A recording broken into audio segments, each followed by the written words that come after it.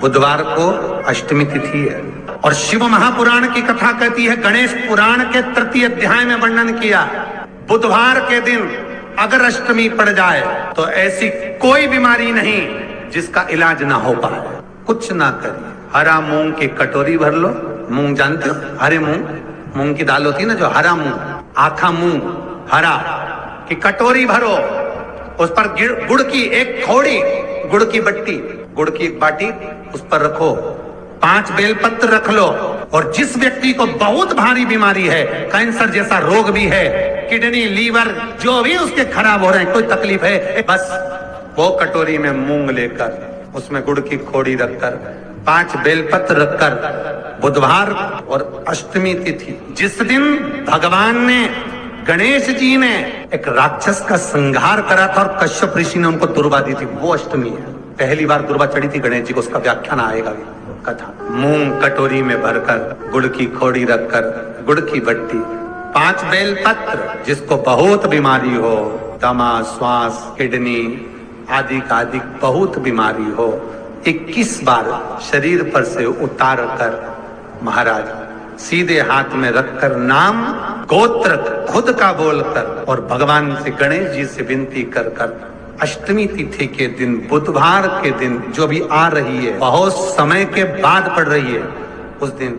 उस कटोरी नहीं लेना, पुरानी कटोरी नहीं लेना, कोई कटोरी घर में नहीं हो, नई कटोरी, और उसको गणेश जी के मंदिर में पहुंचा दीजिए। गणेश जी के मंदिर में पहुंचाएं, गणेश जी के मंदिर में पंडित जी भी बैठे रहे, हाथ में मत देना उस कटोरी को, भले दरवाजे पर, चौखट पर, गणेश जी के राइट हैंड की ओर, आपका उल्टा हाथ होगा, गणेश जी का सीधा हाथ होगा, तो गणेश जी का जो राइट हैंड हो, दर्शन करते समय सीधा हाथ इधर आएगा, उस हाथ के वहीं पर, अर्थात जमीन पे ही रख देना, पर रखना भूमि पर। महाराज कैसी भी बीमारी होगी, अगर चलने में भी तकलीफ हो रही होगी, तो अष्टमी को कर कर देखना, 11 या 12 तक आपको अंतर मालूम पड़ जाएगा। ये अष्टमी कोई साधारण नहीं आ रही, बुधवार एक वो बुधवार के दिन अगर शंकर पर 1 लोटा पानी चढ़ाया जाता है, तो जिन लड़कियों का विवाह नहीं हो रहा, जिन बच्चों का विवाह नहीं हो रहा, उन बच्चों के भी विवाह हो जाते हैं महाराज। जिनका मंगल विवाह नहीं हो रहा, शादी नहीं हो रही, बहुत परास्त हो गए, अशोक सुंदरी वाली जगह पर हल्दी लगाओ, उस हल्दी को लेकर थोड़ा सा भाग पीपल पर लगाओ और पीपल के वृक्ष के नीचे हाथ में हल्दी को लगा लीजिए। अष्टमी तिथि हो या प्रदोष का दिन, ये 2 में से कभी भी कर सकते। मंगल विवाह वो लिखेगा तो हो, और कैसा लड़का मिलना है, कैसी लड़की मिलना है, कैसा परिवार मिलना है, जैसा चाहिए वैसा शिव जी को बोलो। मेरा निवेदन रहे महाराज, जिन बच्चों के नयन कमजोर हों और जो शिवरात्रि तक भी शहद का इंतजाम ना करते हों, बच्चों के नयन कमजोर हो गए हों, चश्मा चढ़ रहा हो, चश्मा लग रहा हो, उन बच्चों के लिए भी भैरव मंदिर में तेल का दिया लगाकर, उसकी काजल बनाकर, काल भैरव का स्मरण कर कर, उसमें घी मिलाकर, भैरव बाबा के नयन बिंदु को लगाकर वही काजल बच्चों की आंख में लगाना प्रारंभ कर दीजिए। नेत्र की रोशनी अपने आप बढ़ना प्रारंभ, काल भैरव का स्मरण। पर डॉक्टर को जांच जरूर कराना हो। आपने मुझे दुर्वा समर्पित करी है, ये दुर्वा जो मुझे देगा वो वैभव प्राप्त करेगा, जो दुर्वा मुझे समर्पित करेगा उसके जीवन में रोग दूर हटेगा। शंकर भगवान कहते हैं, गणेश के दुर्वा बुधवार के दिन, अष्टमी तिथि के दिन, जो अष्टमी बुधवार इस बार पड़ रहा है, उस दिन समर्पित करिए। इस दुर्वा का अलग अलग महत्व है महाराज। कुएं के पास की सफेद दुर्वा, कुएं के पास की सफेद दुर्वा, यदि 41 दुर्वा प्रत्येक बुधवार को गांठ लगाकर गणेश जी को समर्पित कर कर वापिस उठाकर उस दुर्वा को खाली पेट, आपके घर में भी गणेश जी होंगे, उनको समर्पित करो, खाली पेट इस दुर्वा को केवल चबा चबा कर खा लो और आधे घंटे बाद पानी को पी लो। बुधवार की बुधवार 5 बुधवार करना, गणेश जी को चढ़ाना, सफेद दुर्वा को गणेश जी को समर्पित कर कर चबा चबा कर खाना। उदर की प्रॉब्लम, जो भी मसा आदि की प्रॉब्लम होती है, उदर से जुड़ी हुई होती है, जिस चीज से जुड़ी होगी, पेट की जितनी प्रॉब्लम होगी, आपको जितनी भी प्रॉब्लम होगी, वो सारी 5 बुधवार करना, छठे बुधवार को जरूरत ही नहीं पड़ेगी। कितनी भी प्रॉब्लम हो पेट से जुड़ी हुई प्रॉब्लम जितनी भी होगी, समाप्त। यही दुर्वा शिव महापुराण की कथा कहती है। यदि 7 गांठ वाली दुर्वा 21 ले लो और गणेश जी को समर्पित कर दो, उस दुर्वा को उठाकर दूध में डाल दो और उस दुर्वा को दूध में डालकर उस दूध में उस दुर्वा को मल लो, और जिसके सफेद चमड़ी पड़ गई हो, चर्म रोग हो गया हो, उस दूध को उस दुर्वा के साथ, दूध नहीं भी हो, दुर्वा का लेपन शरीर पर कर लें। आधे घंटे तक करने पर प्रदोष काल में स्नान कर लें। महाराज, आपको चर्म रोग में आराम लग जाएगा, सफेद चमड़ी अपने असली रंग में आना प्रारंभ हो जाएगी। गणेश पुराण दुर्वा का मूल। 21 दुर्वा के 108 बंडल बना लो।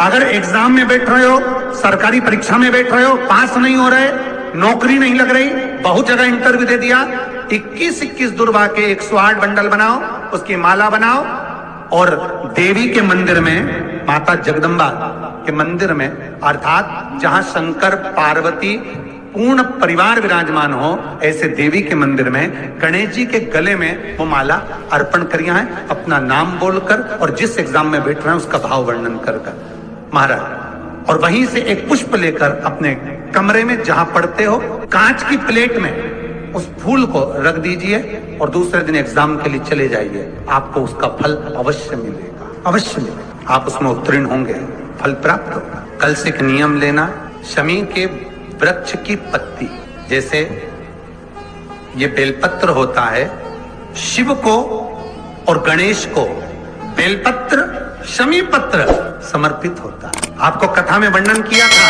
33 कोटि देवताओं को भले बेलपत्र नहीं चढ़ेगा, पर 33 कोटि देवताओं को शमी पत्र चढ़ता है। और उसमें एक गणेश जी महाराज और एक बाबा भोलेनाथ, इन दोनों को शमी समर्पित होता है, शमी पत्र समर्पित होता है। शिव महापुराण की कथा कहती है और गणेश चरित्र अपन श्रवण कर रहे हैं। जिसके घर में संपदा की कमी पड़ती हो, बीमारियां ज्यादा फैल रही हो, बहुत कष्ट हो महाराज, बहुत ज्यादा दुखी हो महाराज, कोई काम नहीं बन रहा, बहुत तकलीफ में हो, तो शमी पत्र, शमी की पत्ती, जहां गणेश जी का स्थान है वहां पर 5 शमी पत्र 5 समर्पित करें और शंकर जी के ऊपर 3 शमी पत्र समर्पित करें। बहुत ध्यान देना, 5 शमी पत्र जहां गणेश जी का स्थान है शिवलिंग में, वहां समर्पित करें। 3 शमी पत्र शिवलिंग के ऊपर समर्पित करें।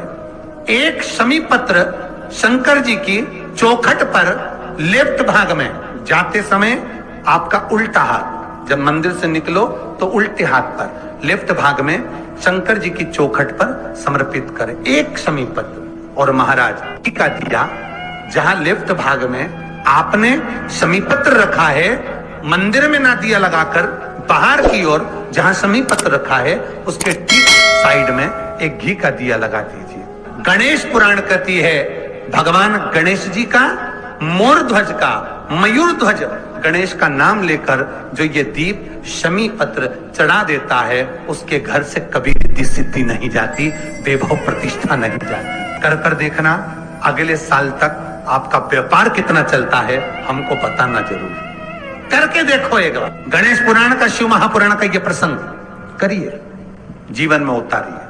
श्री शिवाय नमस्तुभ्यम।